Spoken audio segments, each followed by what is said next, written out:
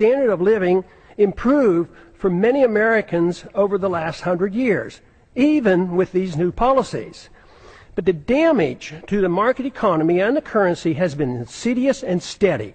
It took a long time to consume our wealth, destroy the currency, and undermine productivity, and get our financial obligations to a point of no return. Confidence sometimes lasts longer than deserved. Most of our wealth today depends on debt. The wealth that we enjoyed and seemed to be endless allowed concern for the principle of a free society to be neglected. As long as most people believed the material abundance would last forever, worrying about protecting a competitive, productive economy and individual liberty seemed unnecessary. The age of redistribution. This neglect ushered in an age of redistribution of wealth by government, kowtowing to any and all special interests, except for those who just wanted to be left alone. That is why today, money in politics far surpasses money currently going into research and development and productive entrepreneurial efforts. The material benefits became more important than the understanding and promoting the principles of liberty and a free market. It is good that material abundance is a result of liberty, but materialism is all that we care. If materialism is all that we care about, problems are guaranteed. The crisis arrived because the illusion that wealth and prosperity would last forever has ended. Since it was based on debt and a pretense that debt can be papered over by an out-of-control fiat monetary system, it was doomed to fail. We have ended up with a system that doesn't produce enough even to finance the debt, and no fundamental understanding of why a free society is crucial to reversing these trends. If this is not recognized, the recovery will linger for a long time. Bigger government, more spending, more debt, more poverty for the middle class, and a more intense scramble by the elite special interests will continue. We need an intellectual awakening. Without an intellectual awakening, the turning point will be driven by economic law. A dollar crisis will bring the current out-of-control system to its knees.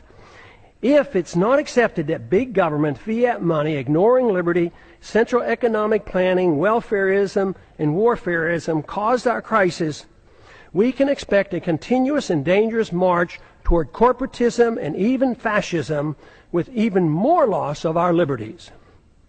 Prosperity for a large middle class, though, will become an abstract dream. This continuous move is no different than what we have seen in how our financial crisis of 2008 was handled. Congress first directed, with bipartisan support, bailouts for the wealthy. Then it was the Federal Reserve with its endless quantitative easing. If at first it doesn't succeed, try again. QE1, QE2, QE3, and with no results, we try QE indefinitely. That is, until it too fails. There is a cost to all of this, and let me assure you, delaying the payment is no longer an option. The rules of the market will extract its pound of flesh, and it won't be pretty. The current crisis elicits a lot of pessimism, and the pessimism adds to less confidence in the future. The two feed on themselves, making our situation worse. If the underlying cause of the crisis is not understood, we cannot solve our problems. The issue of warfare and welfare, deficits, inflationism and corporatism, bailouts and authoritarianism cannot be ignored. By only expanding these policies, we cannot expect good results. Everyone claims support for freedom, but too often it's for one's own freedoms and not for others. Too many believe that there must be limits on freedom. They argue that freedom must be directed and managed to achieve fairness and equality, thus making it acceptable to curtail through force certain liberties. Some decide what and whose freedoms to be limited. These are the politicians whose goal in life is power. Their success depends on gaining support from special interests. We don't need more isms.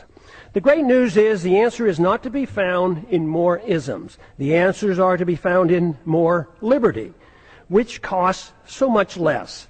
Under these circumstances, spending goes down, wealth production goes up, and the quality of life improves. Just this recognition, especially if we move in this direction, increases optimism, which in itself is beneficial. The follow-through with sound policies are required, which must be understood and supported by the people. But there is good evidence that the generation coming of age at the present time is supportive of moving in the direction of more liberty and self-reliance. The more this change in direction and the solutions become known, the quicker will be our return to optimism. Our job, for those of us who believe that a different system than the one that we had for the last 100 years has driven us to this unsustainable crisis,